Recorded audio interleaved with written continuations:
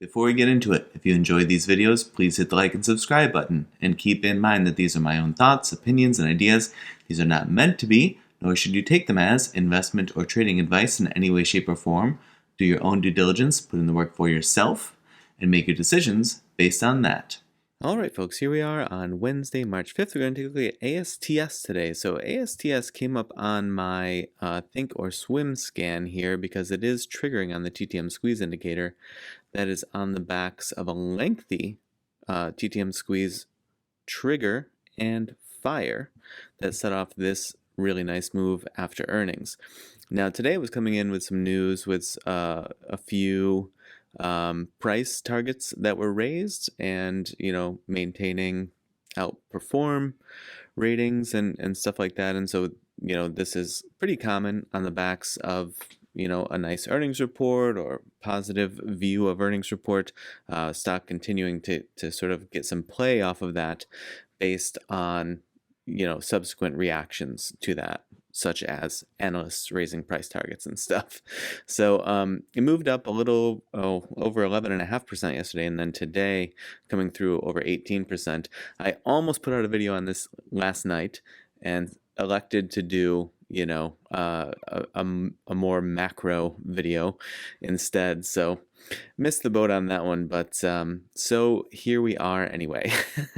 Now we do see this swing back here, popped over 39. This was back in August. Couldn't hold that approach to 40.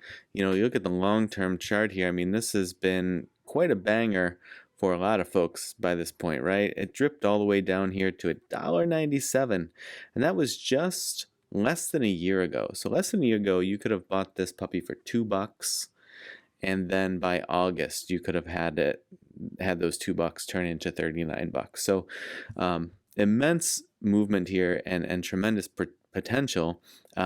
Came down here, and really this is like a huge, I'm just going to make note of this, if it comes down in this range again, there's a huge buy range in here, because we see it playing off of this range before, right? You see this huge buy range in this area. That's what shot it up toward that 39, and then when it drew back down, it banged off of there, so it had immense support there again. And for this time, at least, this pushback since that swing high up to about 33.5, it pushed down all the way to 24.5, and that's where it got bought up this time. So I don't know that it would come back down here to this 1789, but for me, I'm just going to put it on here to keep an eye on it in case things get dicey. You never know how much even sort of a particular stock's good news or positive catalysts can weather the storm of a bearish macro state of affairs. I don't know that a bearish macro state of affairs are coming, but it has been something I've been warning about for the last week or so. So, if that's the case, you would often expect stocks, even if it was for good reason, stocks that have had their market cap really shoot up in a relatively recent span. Sometimes those get pummeled the hardest. I'm not saying that it would for sure, but it could be quite interesting if it were, to come back down into that range. Now, for folks who are in this puppy already, I'm sure they don't want to see that happen, but there have been a lot of folks who actually bought up above, where it is at the moment. I was sort of surprised to see that there's only about 2/3 total profited shares proportion as of close yesterday. So, that's kind of interesting. I sort of thought that there would be more inching in the 90% range.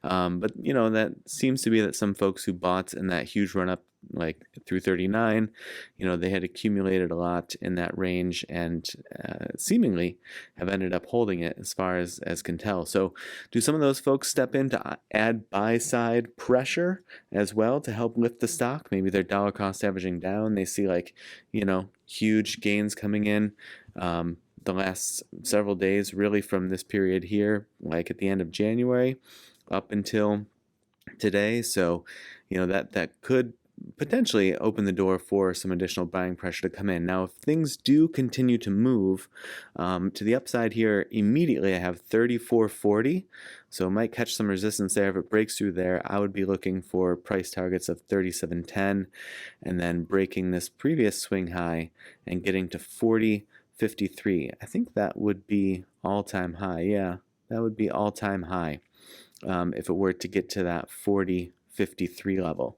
So, then it could just keep flying. I can't zoom out far enough to see the levels beyond that. So it goes, but we could come back and take a look if that does get to all-time highs, and it wants to continue moving. That's typically where I place my bets.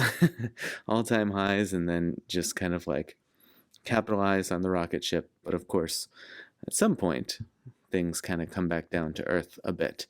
Now, EMAs wise, here's what we're looking at. It's moving strongly off of the 8. There's been no real capability of these short-term EMAs, the 8, 21, and 34, to throw a bearish crossover. Even with this big pullback, it's a pretty big pullback. Pulled back into the 34, right, but pushed right off of it and just carried on its merry way to new relative swing high, right? This swing here, seemingly wanting to, just exhaust some more bullish momentum that it has in the tank. When it did throw the bearish crossover, you see that back here, right? Really crossed over here and then confirmed it there, and continued the bearish crossover and caught support right where you'd want to see it on that all-important 183 EMA. I talk about it all the time. But it really did what you'd want it to do there. That could have been, if you had been watching ASTS, from this, the retreat from 40. I'm just going to call it that, because my suspicion is it had gone through such a run-up, and just that approach, anything starting to near 40 was just too psychologically challenging for the market to stick with. And so in that immense pullback there, cutting the price more than in half, what did it do? It banged right off of the 183 and has gotten itself back into the 30s. So yeah, if you had been watching the pullback from here, that would have been a tremendous buying opportunity. Would have done exactly what you would want it to do. Now, that can fail. Just keep that in mind. Just because something reaches all-time highs, which is what it would have been back here, and then begins its pullback and hits the 183, it does not mean it has to bounce. But it is a setup that that you can look for, that can work in your favor more often than not. You just have to be paying attention and keep on your toes to make sure that things aren't getting wacky and it slips through there. And then what could have been that strong support flips to strong resistance, right? That's where it gets pretty dicey. But I mean, the combo of that 183 EMA being right in this range, which is right where it had been accumulated previously, like just prior to that all-time high run, that would have been a really good confluence of events on the chart. So these are my price targets to the upside on this view. If we flip over here to the think or swim side of things, again, like I said, really good call out here by the TTM squeeze indicator, triggered, fired, and then bang. So if you had bought in when it fired, you could have bought this on this day at about, I don't know, 20 bucks, 20, 21, and you could have ridden that up to, the low 30s, or held through today, obviously, and, pretty short span of time to get that range. But it is once again triggering on the TTM squeeze indicator yesterday and today. That's why I almost made a video on it yesterday, because that's when it popped up. I think it was top or very close to the top of my scan list at that point, because it had just come up on the chart.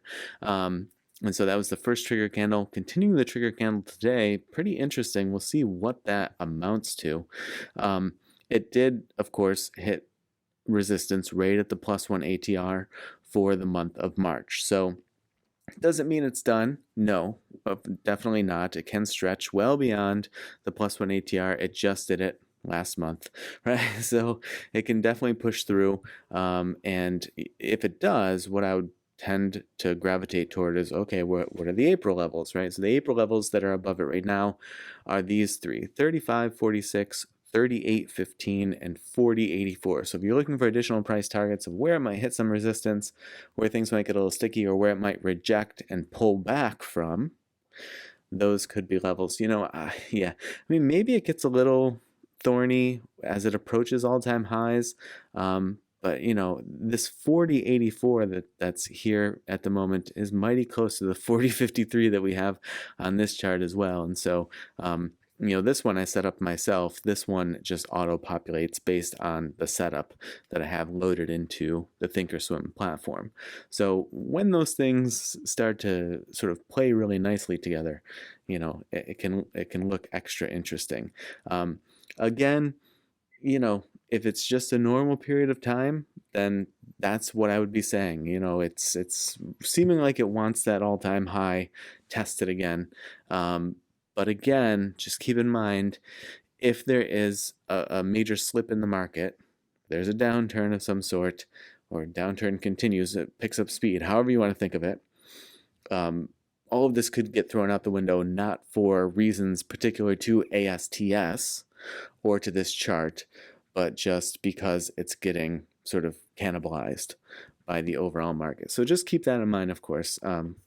Things could get dicey for reasons that have nothing to do with this particular stock or this chart setup at all. But in any other environment, or if that doesn't happen, right, if things don't get really slippery, yeah, to me it looks like it has every reason to want that all-time high. So we'll see if it can get there and stretch through these levels and start to press that 40.84 over here or that 40.53 over here. Either way, it's within range, and could be interesting. All right, folks, so I hope that you've had a happy hump day, and as always, I appreciate you watching, and I will see you in the next video.